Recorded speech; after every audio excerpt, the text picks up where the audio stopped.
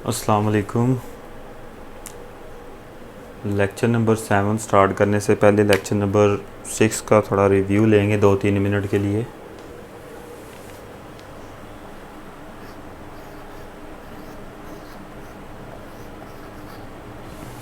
Lecture number 6 में हमने history of सी को देखा।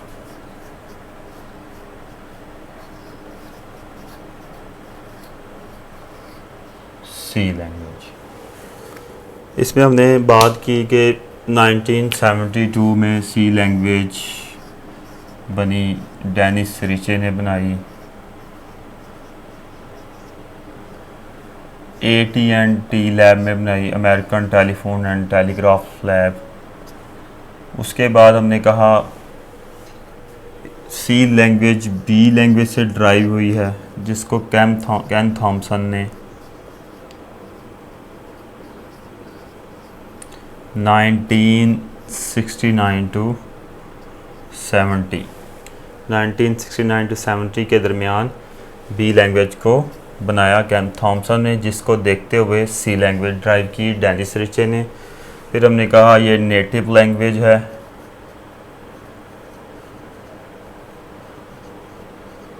किसके लिए जी? यूनिक्स के लिए। इनिशियली इसको सिस्टम प्रोग्राम डेवलप करने के लिए यूज़ किया गया सी लैंग्वेज को।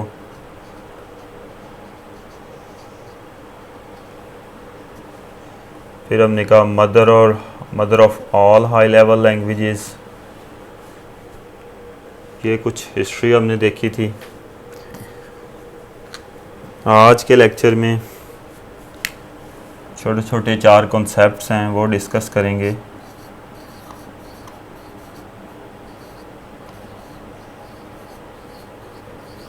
सबसे पहले हम देखेंगे प्री प्रोसेसर डायरेक्टिव्स। उसके बाद बात करेंगे मेन फंक्शन पर।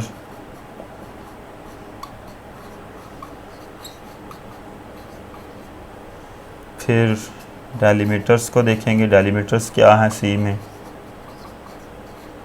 और एट एंड हम देखेंगे स्टेटमेंट टर्मिनेटर क्या है।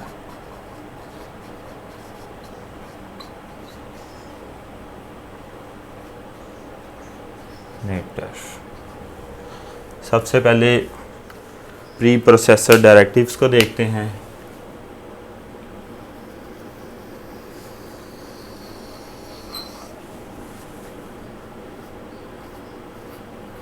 Pre processor directives, pre processor directives, इसके नाम से बहुत सारी बातें पता चल रही हैं। प्री से मुराद पहले, जैसे प्री क्लास होती है, जैसे प्री पेड होता है। जब आप मोबाइल फ़ोन यूज़ करते हैं तो 2 किस्म के कनेक्शन हैं, पोस्ट पेड और प्री पेड। प्री का मतलब पहले आप पे करें फिर कॉल्स वगैरह करें। पोस्ट पेड पहले आप कॉल्स करें, मोबाइल यूज़ करें और 1 मंथ के बाद पे करें, बिलिंग सिस्टम। ये है प्री प्रोसेसर। प्रोसेसर से पहले, डायरेक्टिव्स का वर्ड निकला है डायरेक्शन से। प्रोसेसर को पहले से ही कोई डायरेक्शन देनी है तो इसकी डेफिनेशन लिखेंगे। Pre processor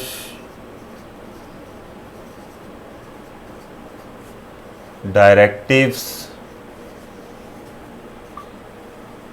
or the instructions given to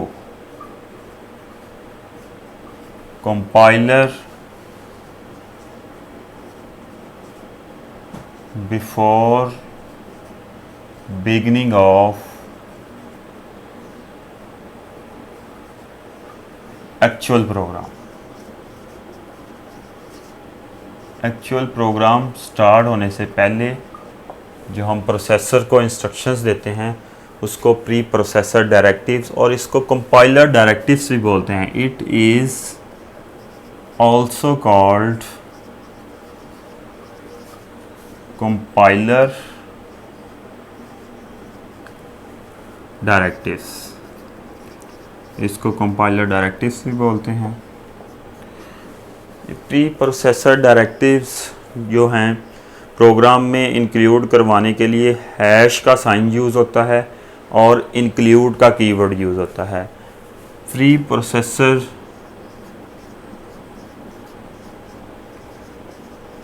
directives starts from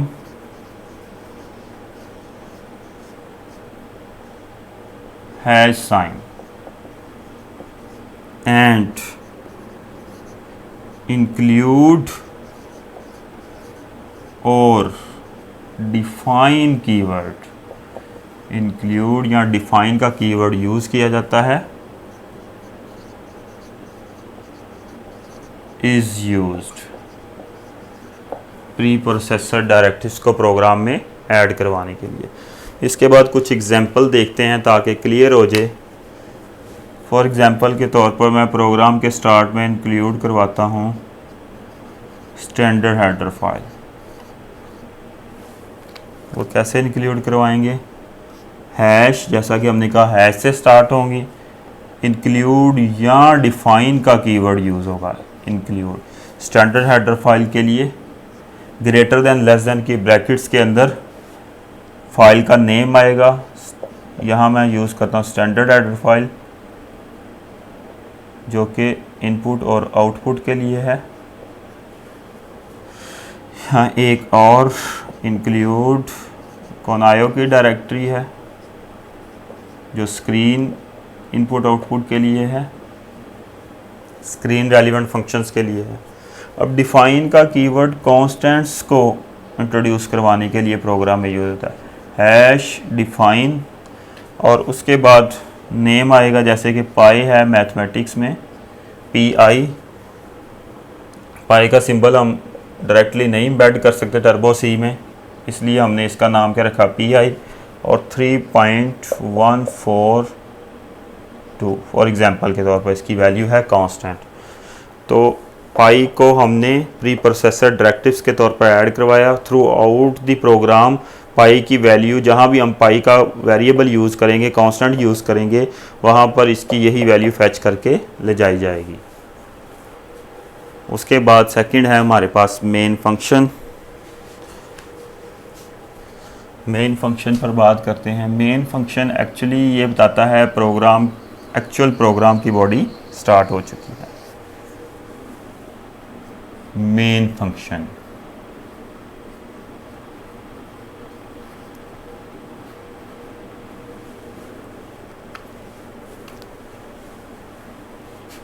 it is a function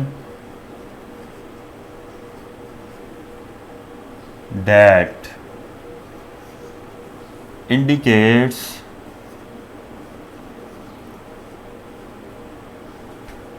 body of actual program is started। Main function ये बताता है कि एक्चुअल प्रोग्राम की बॉडी स्टार्ट हो गई है।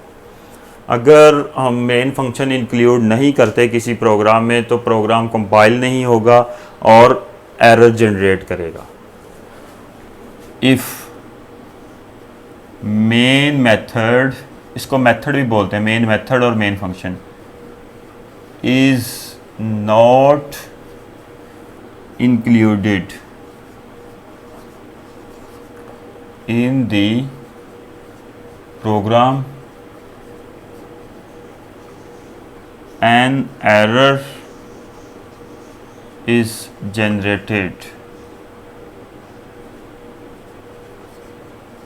and program could not be compiled।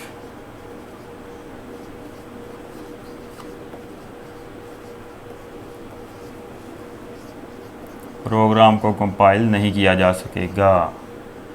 इसके बाद सिंटैक्स की बात करते हैं। मेन मेथड का जो सिंटैक्स है वो कुछ इस तरह है।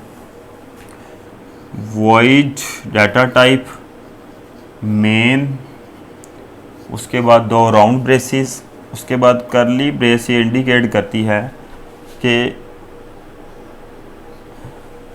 प्रोग्राम की बॉडी इस करली ब्रेस के बाद स्टार्ट हो जाएगी, और एंड ब्रेस ये इंडिकेट करती है कि प्रोग्राम की बॉडी यहाँ पर एंड हो जाएगी।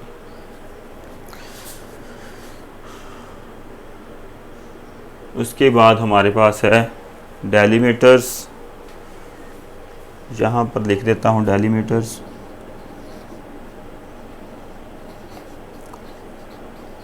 डेलीमीटर्स ब्रेसिस को ही, करली ब्रेसिस को ही बोलते हैं। ये इंडिकेट करते हैं लिमिट्स ऑफ समथिंग, किसी भी चीज़ की लिमिट। कोई भी चीज़ कहाँ से स्टार्ट होती है, कहाँ पर एंड होती है, उसको करली ब्रेस में, हम करली ब्रेसिस में एनक्लोज कर देते हैं, जो ये इंडिकेट करती है कि ये चीज़ ओपनिंग ब्रेसेस ये इंडिकेट करती हैं कि बॉडी स्टार्ट हो गई है, और क्लोजिंग ब्रेसेस ये इंडिकेट करती हैं कि प्रोग्राम की बॉडी एंड हो गई है। तो इसकी डेफिनेशन कुछ इस तरह लिखेंगे, डेलीमीटर्स are curly braces which indicates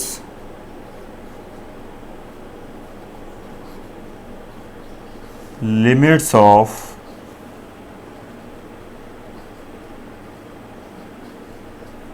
something।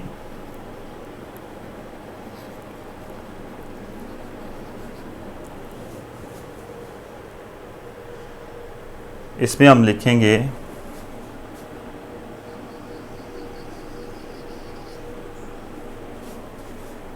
Second point, opening braces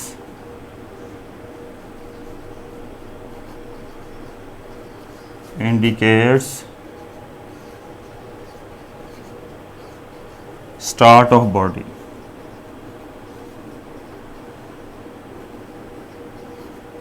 and closing braces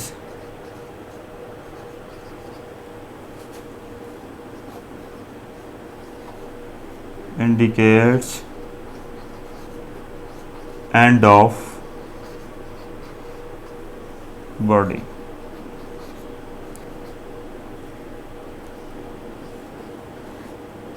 यह है ओपनिंग,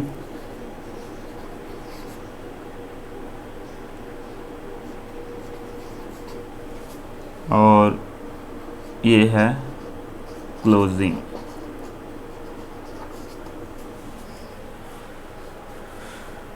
इसके बाद हमारे पास स्टेटमेंट टर्मिनेटर है। सी लैंग्वेज में स्टेटमेंट टर्मिनेटर सेमीकोलन के साइन, इन सी सेमीकोलन साइन, जो कि क्या है, ये है, इज यूज्ड टू टर्मिनेट और एंड एनी स्टेटमेंट। ये किसी भी स्टेटमेंट को एंड करने के लिए यूज़ होता है, या फिर जब हम सी लैंग्वेज में प्रोग्राम्स लिख रहे होते हैं स्टेटमेंट बाय स्टेटमेंट, तो 2 स्टेटमेंट्स को इन बिटवीन सेपरेट करने के लिए, यानी कि पहली स्टेटमेंट कहाँ पर एंड हो रही है, दूसरी स्टेटमेंट कहाँ से स्टार्ट हो रही है, उनके दरमियान क्या यूज़ होता है, स्टेटमेंट टर्मिनेटर यानी कि सेमीकोलन का साइन। कुछ जगहों पर सेमीकोलन हम यूज़ नहीं करते स्टेटमेंट के एंड पर, जैसा कि हम मेन मेथड में यूज़ नहीं करते।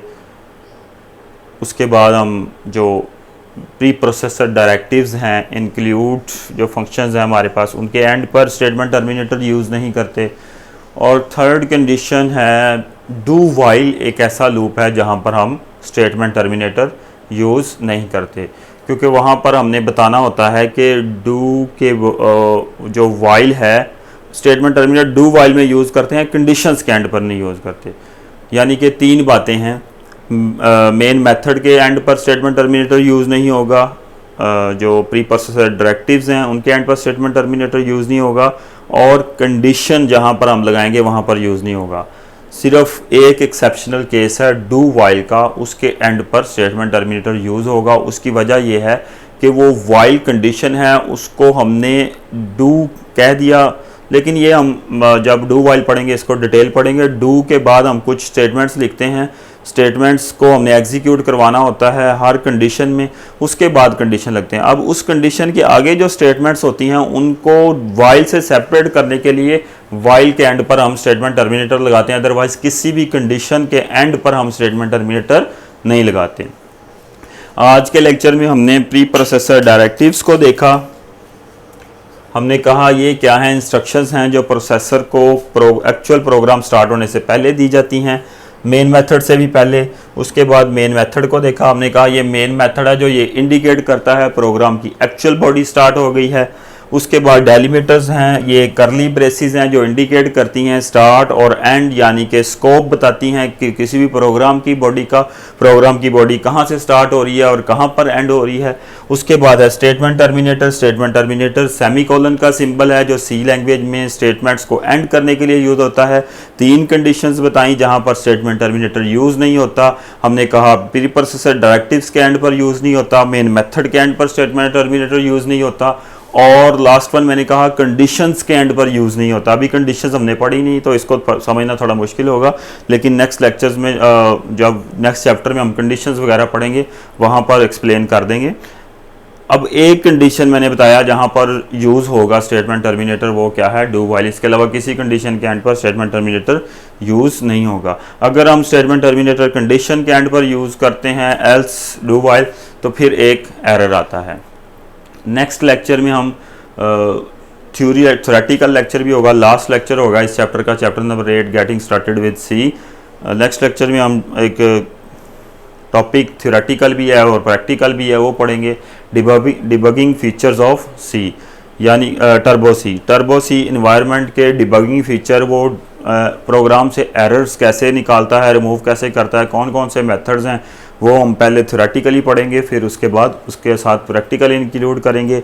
अब मैंने कहा था पिछले लेक्चर में मैं आपको बताऊंगा कि टर्बो सी कैसे डाउनलोड और इंस्टॉल करते हैं, उसकी वीडियो मैंने अलग से अपलोड कर दी है, लेकिन उसको मैंने लेक्चर नंबर काउंट नहीं किया।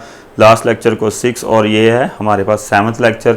इसके दरमियान में एक वीडियो है जो आप वो इसलिए किया कि जो नॉर्मल पब्लिक है, जो इंटरमीडिएट के स्टूडेंट्स नहीं हैं, उनको सीखना है तो वो लेक्चर नंबर पर ना जाएं, वो सिर्फ directly how to download and install turbo C type करें और वो वीडियो देख सकते हैं। Thank you very much. आज के लेक्चर के लिए इतना ही।